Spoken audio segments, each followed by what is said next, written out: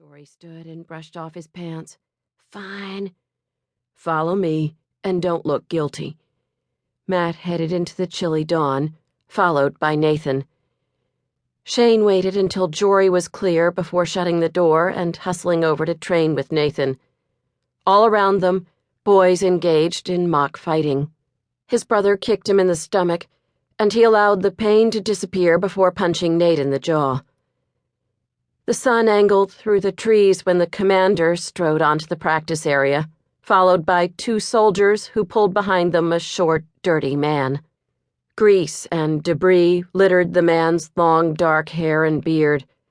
The prisoner's hands were bound behind his back, and he furiously begged in a language Shane hadn't learned yet. The man's bare feet dragged in the dirt, leaving clear tracks. His blood made a swishing sound as it shot through his veins too quickly. Lung tissue crackled as his breath panted out. Terror had a sound. "Soldiers!" The commander called them to attention. They quickly moved into formation. The commander was straight and sure, his hair cut in a short buzz. His eyes were a deep, dark black.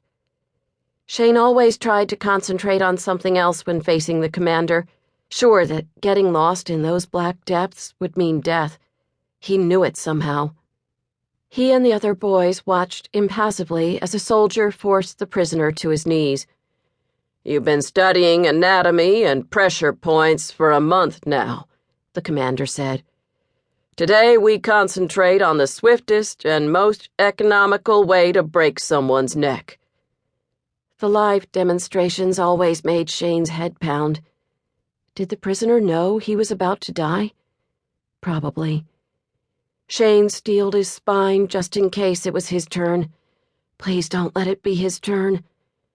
The commander paused and then called out, "Cadet Shane."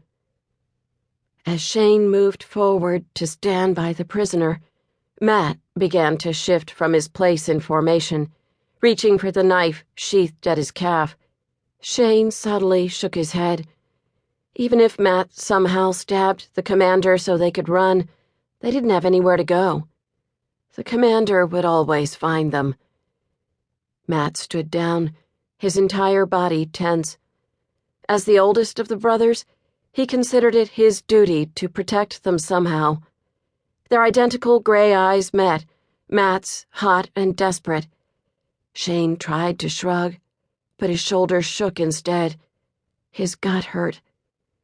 Hopefully he wouldn't lose his mind for a few days like Matt had when it had been his turn. Shane understood this was another part of his training. He was old enough to kill now.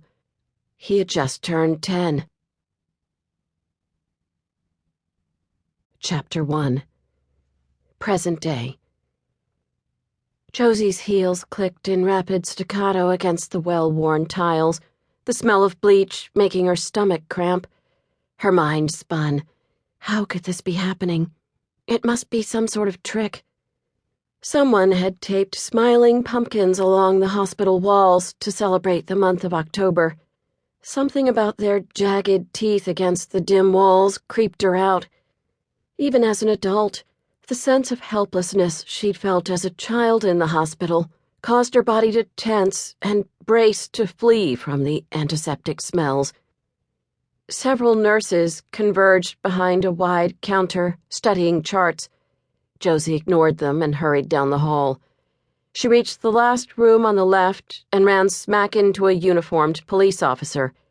Bouncing back, she struggled to balance herself in the heels she'd worn to work.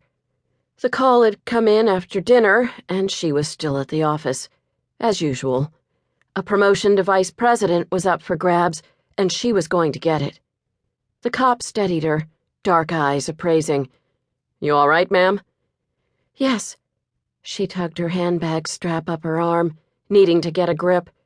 She was an adult and in control now.